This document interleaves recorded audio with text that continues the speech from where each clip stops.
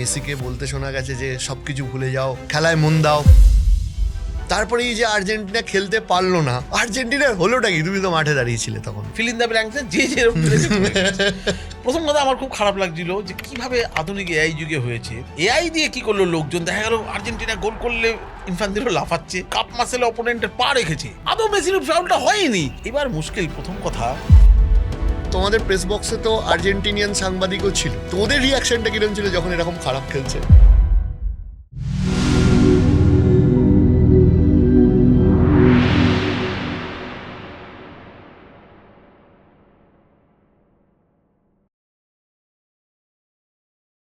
একটা কথা বলো তো, যে এই যে একটা বিতর্ক চলছে যে যখন আর্জেন্টিনার কমিটির টিম, কমেডির টিমটা পরে আসছি, আমি বলছি এই যে একটা বিতর্ক চলছে যে যখন আর্জেন্টিনা মাঠে নামছে তখন একবার মেসিকে বলতে শোনা গেছে যে সব কিছু ভুলে যাও, খেলা করো, মানে খেলায় মন দাও।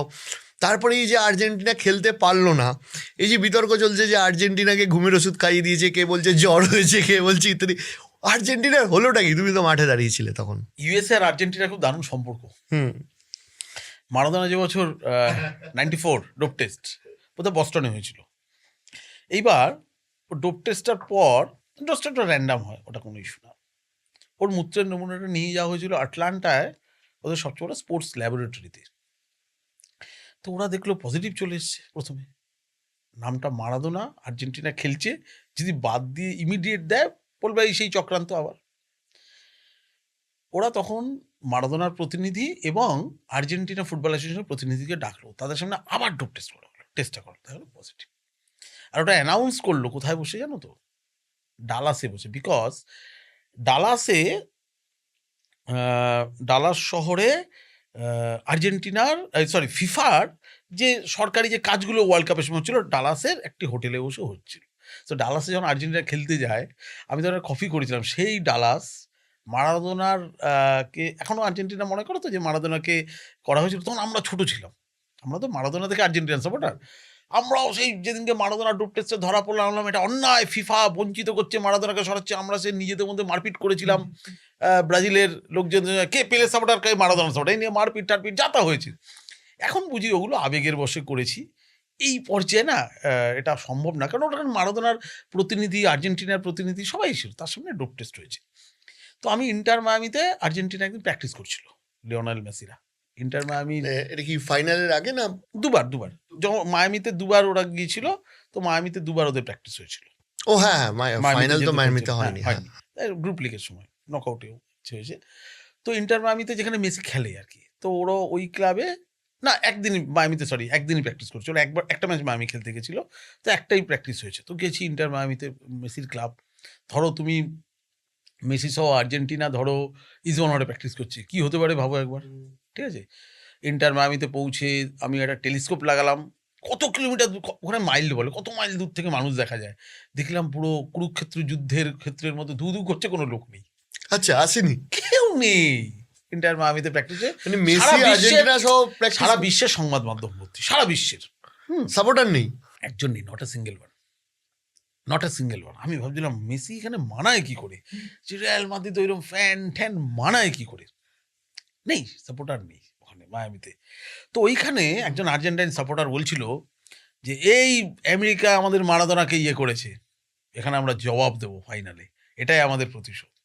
এবার ফাইনালের প্রসঙ্গে চলে আস, কি বলেছে মেসি, যে যা হয়েছে ভুলে যাও। এই ভুলে যাওয়াটা কি বলতে, এবার ফিল ইন দ্য ব্ল্যাঙ্কসে যে যেরকম পেরেছে করেছে।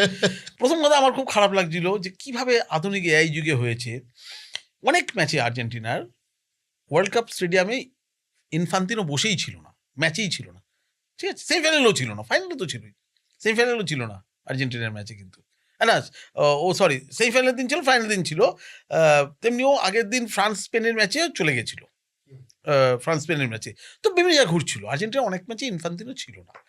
এআই দিয়ে কি করলো লোকজন, দেখা গেল আর্জেন্টিনা গোল করলে ইনফান্তিনো লাফাচ্ছে, মিস করলে মাথা চাপড়াচ্ছে, সো এরকম করেছে টুরেছে। এখনকার দিনে যা হয়, কিছু মেসির ট্যাকল এআই দিয়ে দেখালো, দেখো মেসি কাপ মাসেলে অপোনেন্টের পা রেখেছে, আদৌ মেসির ফাউলটা হয়নি, পা রেখেছে তাও ফাউল দিচ্ছে না, করে দিল কমিটির টিম। এবার মুশকিল প্রথম কথা যে আমরা এই যে আমার আগের ওয়ার্ল্ড কাপগুলো তো দেখি, ব্রাজিলে আমরা ওয়ার্ল্ড কাপ করছি আর বাংলাদেশ আর কলকাতা, ঢাকা আর কলকাতা লাফাচ্ছে লোকজন, মানে ওখান দিয়ে দূর থেকে দেখি কোথায় হচ্ছে। আমার সঙ্গে আমি যদি কিছু আর্জেন্টিনা বিরোধী না, যদি এগেন্সে কোনো কপি হয়, এখানে আর্জেন্টিনার ফ্যানরা আমাকে ফেসবুকে গালিগালাজ করছে, ব্লক করছে, আমি তো মারবে, এরকম হচ্ছে, খেলা হচ্ছে কোথায়, ঠিক আছে। তো আমি পাশাপাশি এদের জন্য করুণাও হয় যে আমরা ছাগলের তৃতীয় সন্তানের মতো লাফাই, আর্জেন্টিনার কোথায় কি হচ্ছে। যাই হোক, তো এরকম বললো কমিটির টিম, এরকম বললো কমিটির টিম। এই লেভেলের ফুটবলে এখনকার দিনে ভার রয়েছে, সারা বিশ্বের আতস কাচ মিডিয়ার পড়ে রয়েছে, এই লেভেলে হয় না অরিজিৎ, এটা সম্ভব না। হ্যাঁ, এইভাবে তোলা যায় না। হ্যাঁ, স্বাভাবিক। আমি যে ম্যাচটা বললো আর্জেন্টিনা কমিটির টিম 3 গোল মারলো, যেটা ইজিপ্টকে। আচ্ছা, ওই যে মেসির যে গোলটা, ওটা কি করে কমিটির গোলটা তো করতে হয়েছে, কমিটির টিম তো গোল করে না, দেবে। আমি ওই ম্যাচটাতে আসবো, আমি বলছি ফাইনালে চলে আসি, ফাইনালটা কি হলো, প্রসঙ্গ না টেনে আসছি। যখন এইটা হলো আমার তোমার মতো সারা বিশ্বের লোকজনও ঘাবড়ে গেছিল, তাহলে কি কিছু হয়েছিল ওই ক্লিপিংসটা বেরোনোর পর। অ্যালিয়েস্টারের বাবা অ্যালিয়েস্টারকে টেক্সট করে, ওটা দেখি যে সান, যে এরকম দেখছি যে তোমাদের ড্রেসিং রুমে ভেঙে পড়েছিল, এরকম কিছু হয়েছিল? বলছে না না বাবা, ইটস এ নর্মাল কথা। এবং আমরা প্রেস কনফারেন্সে যখন স্ক্যালোনি এলো, আমরা স্ক্যালোনিকেও জিজ্ঞাসা করেছিলাম, ঠিক আছে।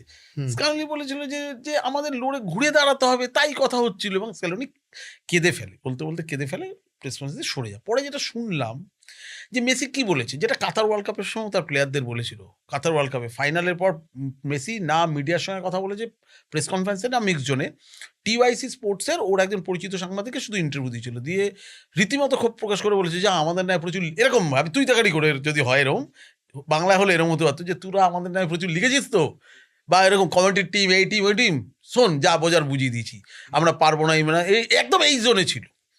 তো সেই ক্ষেত্রে যখন ফাইনাল খেলতে নামছে, মেসি কি বলেছিল টিমমেটদের, যে আমাদের প্রচুর সমালোচনা হয়েছে যে আমরা কিভাবে ফাইনালে উঠেছি, আমাদেরকে বলেছে কমিটির টিম, আমাদের বলেছে এইভাবে রেফারির সাহায্য নিয়ে সব হচ্ছে। বস ভাইরা, আজকে হচ্ছে জবাব দেওয়ার দিন, যা হয়েছে ভুলে যাও, এই যা হয়েছে ভুলে যাও, এইখান দিয়ে ধরা হলো, আগেরগুলো সরে গেল, যা হয়েছে ভুলে যাও, আমাদের আজকে প্রমাণ করার দিন দেখিয়ে দিতে হবে, ভুলে যাও যা হয়েছে, যা হয়েছে ভুলে যাওয়ার আগের সেন্টেন্সগুলো বাদ, এই যা হয়েছে ভুলে যাওয়াটা কি ফিল ইন দ্য ব্ল্যাঙ্কস হলো, শোনো আমাদেরকে ছেড়ে দিতে বলেছিল, আজকে ছেড়ে দিতে হবে, ভুলে যাও, খেলতে হবে। এটা হয় কোনোদিন? এটা হয় এখনকার দিনে কোনোদিন?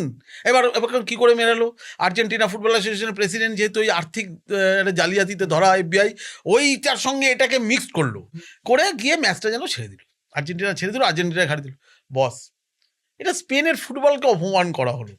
স্পেন যা ফুটবল খেলেছে, লুই দে লা আচ্ছা, তুমি তো মাঠে ছিলে, ঠিক আছে, মানে আমার ব্যক্তিগতভাবে যে, মানে ফুটবলটা যেহেতু বুঝি, আমার ব্যক্তিগতভাবে মনে হচ্ছিল যে স্পেন এই খেলাটা 70 থেকে 75 মিনিট অবধি ধরে রাখতে পারবে, কারণ ওই স্পিডে ওই রকম, মানে অত অ্যাকিউরেট পাস করে একদম 90 মিনিটস খেলা সম্ভব না। আমি 70-75 মিনিটের পর আর্জেন্টিনা ব্যাক করতে পারবে, এটা আমার ধারণা ছিল, যেটা ভুল হয়েছে পরবর্তীকালে। স্পেন 120 মিনিট অবধি যেটা খেলেছে, এটা অসম্ভব ফুটবল। আমি বলছি, তোমাদের প্রেস বক্সে তো আর্জেন্টিনিয়ান সাংবাদিকও ছিল, তো ওদের রিয়াকশনটা কিরকম ছিল যখন এরকম খারাপ খেলছে? আমি একটু ওই স্প্যানিশ কোচটা দিয়ে একটু গল্প দিয়ে আসি। লুই দে ফুয়েন্তে যখন শুরুর দিকে যখন চাকরি ছিল না, প্রায় 18 মাস ওর কোনো কাজ ছিল না, ওকে আমি একলব্যর চেয়েও ভয়ঙ্কর একটা উদাহরণ দিই। একলব্য লুকিয়ে লুকিয়ে যেমনি অর্জুনকে প্র্যাকটিস করাতো, দ্রোণাচার্য দেখতো, এ বিয়েলসার ফ্যান ছিল, কোচ বিয়েলসার। তো অ্যাটলেটিকো বিলবাও তখন বিয়েলসা কোচ, এ অ্যাটলেটিকো বিলবাও খেলেছিল আগে এই ভদ্রলোক। তো তরে যখন বিয়েলসা প্র্যাকটিস করছে, আর একে ঢুকতে দেয়নি, কবে খেলেছিস কি, সেই লেভেলে ফুটবলার ছিল না, ওর প্র্যাকটিস কেন দেখতে দেবে।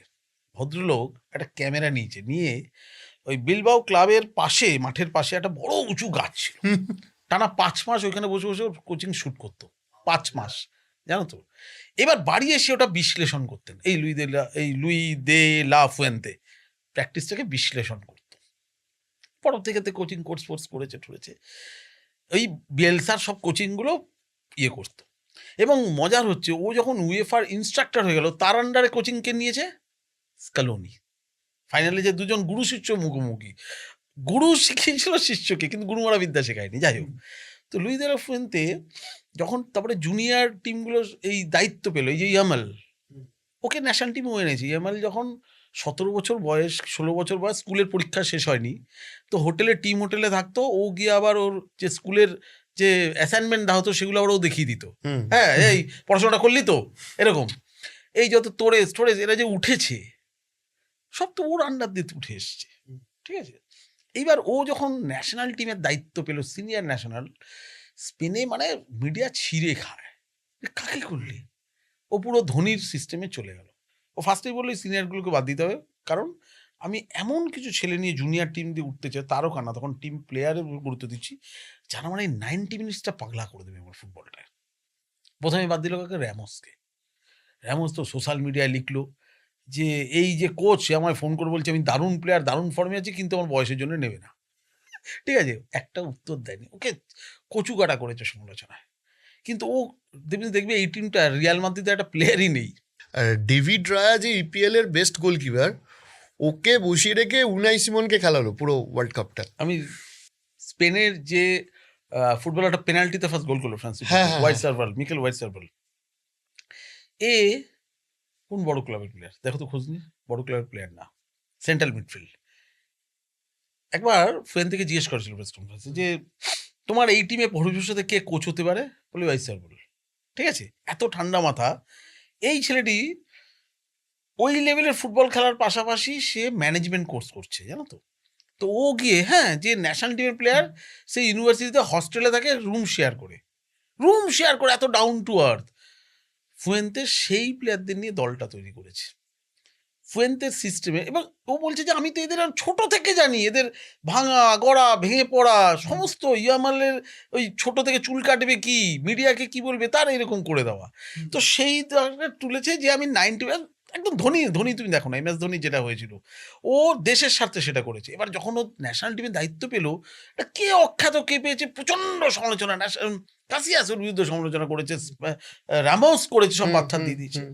ও ফার্স্ট তুমি দেখো 2024 ইউরোকাপ চ্যাম্পিয়ন, যে ইউরোকাপটা পেলো, স্কালোনির মতো কোপা পেলো।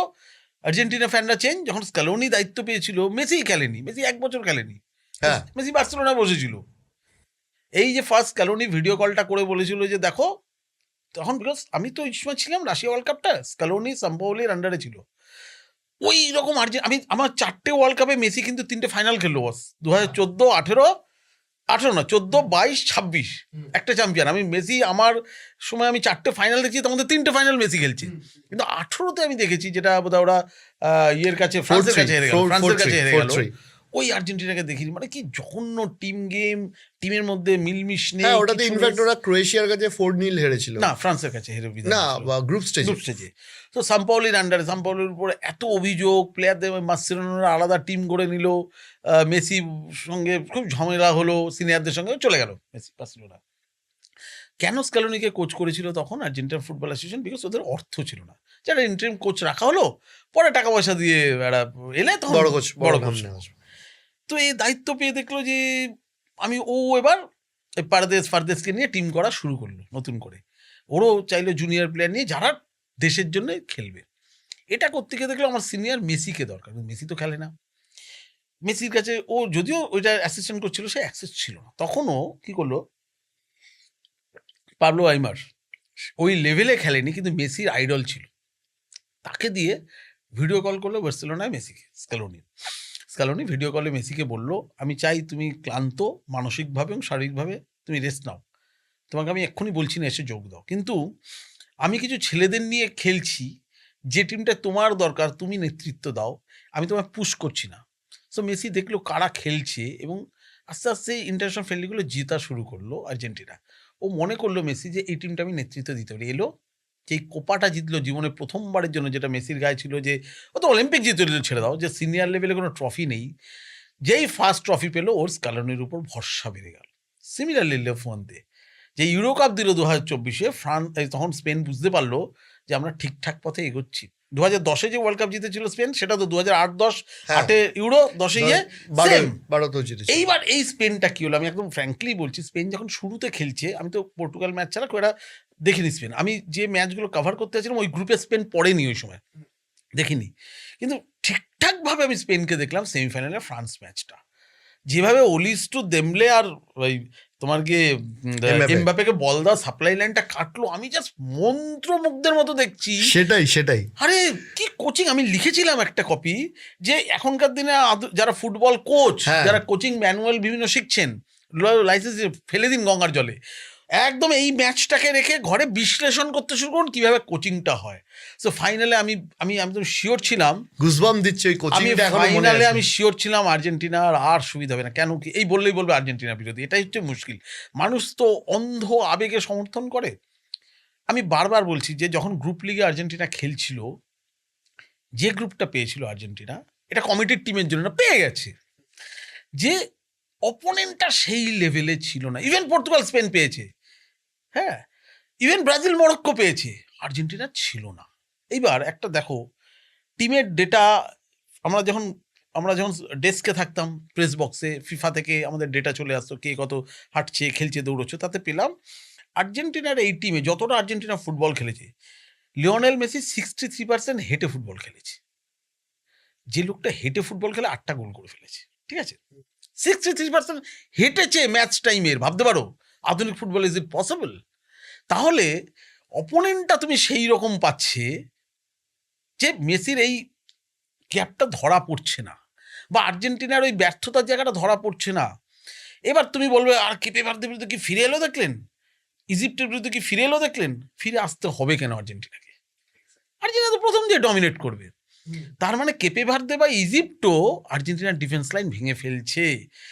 প্রতিদিন এই লাস্ট 15-16 মিনিটে গোল হবে কিনা, এই হৃৎপিণ্ড মানে হার্টটা নিয়ে হাতে নিয়ে খেলা দেখা, যাদের হার্টের রোগ আছে, হার্ট অ্যাটাক হয়ে যেতে পারে, এটা আর্জেন্টিনার জন্য একদিন হয়, দুদিন হয়, 3 দিন 4 দিন, আমরা পরিষ্কার ফুটবল যেটা বলে যে ফ্রান্স দিয়ে স্মুথলি এগোচ্ছে। যেন পর্তুগালকে দেখে মনে হয়নি ফাইনাল খেলবে, কোনোদিন না। আর্জেন্টিনাকে আমরা সমর্থন করি বিকজ অফ মেসির জন্য বেরিয়ে যাচ্ছে, কিন্তু মেসি রেগুলার ওই জায়গাটা দিয়ে করবে, ফুয়েন্তে বসে দেখছে না। বা আমি যদি ফ্রান্সের সঙ্গে পড়তো তাতেও আর্জেন্টিনা কিছু করতে পারতো না, আর দেশ দেখে নিয়েছিল। কারণ মেসি 2022-এর মেসি নেই, 2026-এ এসে 63% হাঁটছে, হেঁটের পজিশন নিচ্ছে। তার মানে ওর কাছে বল যেই পায়ে যাচ্ছে একটা সাডেন স্পিড তুলছে, তখনই ওর বল লাইনটাই যদি কেটে দেয়, আমি শিওর ছিলাম ফুয়েন্তে দেখছে। এবং ফাইনালে কি হলো, ফার্স্ট 12 মিনিটের মাথায় বল পেল মেসি। এর সঙ্গে ওই কোনো ষড়যন্ত্র, কোনো তত্ত্ব তা নয়, এটা সাপ্লাই লাইনটাই কেটে দিয়েছিল। ফুটবল, এটা হ্যাঁ। ফুটবল, আধুনিক ফুটবল। আর্জেন্টিনা টিম এবার চ্যাম্পিয়ন মতো টিম ছিল না বস। এটা 2022-এ ফ্রান্স যে আর্জেন্টিনা, আমি এখনো অবধি বলি মেসির সেরা পারফরমেন্সটা 2014 জার্মানির এগেইনস্টে, যেটা রানার্স হলো, আমি ছিলাম ব্রাজিলে, কিন্তু যেটা ওই মারাকানায় হলো, মেসি যেটা ডান পায়ে গোল মিস করলো, হিগুয়েন মিস করলো, ওইটা পায়নি ইনফ্যাক্ট। কিন্তু 2022-এর চেয়েও ভালো খেলেছিল। 2022-এর মেসি আর 2026-এর মেসি, 39 বছরের মেসি যদি করে ফেলতে পারে, তাহলে ফুটবল বিজ্ঞানকে অস্বীকার করা হয়। আমরা আবেগে অন্ধ হতে পারি, কিন্তু স্পেন যা ফুটবল খেলা দেখিয়ে দিয়েছে, আমি বলছি আগামী 4 বছর এই ফুয়েন্তে সিস্টেমে চলবে। এটা কিন্তু তিকি তাকা নয় বস, ও বারবার বলেছে। দেলবক্স যেটা 2010-এর তিকি তাকা খেলেছিল, এটা তিকি তাকা নয়। তিকি তাকার যখন হলো, সবাই ওই পাসিং ফুটবল শুরু করলো। ফুয়েন্তের বক্তব্য হচ্ছে এই আমাদের ওই সময়টা ফুটবলে কি শুরু হলো, বল নিয়ন্ত্রণে রাখতে হবে, তাতে 4টে ব্যাক পাস করলেও রাখো নিজেরই নিয়ন্ত্রণে। দেলবক্সের ভাবনা কি ছিল, গোলটা হয় কি দিয়ে, ফুটবল দিয়ে। বলটাই যদি আমার কাছে 90 মিনিট থাকে, তো অপোনেন্ট গোল করবে কি করে? কিন্তু আমারও গোল করতে সমস্যা হবে, যে আমিও তো কটা নেগেটিভ পাস খেলছি। আর ফুয়েন্তে কি করলো, যে বলটা অবশ্যই যার কাছে থাকবে তার কাছে গোল, আমি বল পজিশন বেশি রাখবো, কিন্তু 4টে নেগেটিভ পাস করে না, 2টো ফরওয়ার্ড পাস করে আমার বল পাবো, কিন্তু ওরা গোলমুখে অ্যাটাক যাব। তার জন্য টিমের যে স্ট্যামিনা, যেখানে যা মুভ করা, যেখানে যা যাওয়া, সবচেয়ে ইয়াংগেস্ট টিম হচ্ছে এই বছর ওয়ার্ল্ড কাপে হচ্ছে স্পেন। গড় বয়স 21 পয়েন্ট কত, ওই জন্য 90 মিনিট থেকে 120 মিনিট ওই ফুটবলটা খেলে গেল, এটাই আমি ভেবেছিলাম। তারপরেও মেসি কিন্তু একবারে চলে গেছিল একটা জায়গায়, গোলের জায়গায় এক্সট্রা টাইমে চলে গিয়েছিল। তাহলে তো ওই যদি গোলটা হয়ে যেত, তাহলে তো আর ওই আগের ভিডিওটা তাহলে হতো না। এগুলো হচ্ছে আবেগের কথা। শোন না, ড্রেসিং রুমে কিছু একটা হয়েছিল, তুমি দেখবে সোশ্যাল মিডিয়ায় কোথাও কোথাও বলছে স্পেন আর আর্জেন্টিনা আবার খেলা হতে পারে। তুমি জানো বিশ্বের কত মানুষ আর্জেন্টাইন এবং কত মানুষ অ্যাপিল করেছে যে ম্যাচটাকে আরেকবার দেওয়া হোক।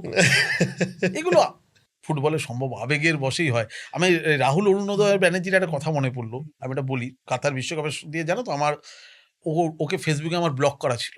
আচ্ছা, রাহুল আমার স্কুলে, নাকতলা স্কুলে জুনিয়র ছিল, ছোট ছিল রাহুলের সঙ্গে আমার সম্পর্ক খুব বন্ধুত্ব ছিল বলবো না, বাট ভালো ছিল। মানে আমি যখন প্রথম রিমলি বলে সিরিয়াল হতো জি বাংলায়, আমি প্রথম লিখি, কি করে সিরিয়াল লিখবো স্ক্রিপ্ট, রাহুলকে বললাম, রাহুল বলে ধরলো আমার বাড়ি চলে আসো, ও স্ক্রিপ্ট দিয়ে দিয়েছিল আমায়, তুমি দেখো কিভাবে টেকনিক্যাল ব্যাপারগুলো জানার জন্য, এত সম্পর্কটা সুমধুর ছিল।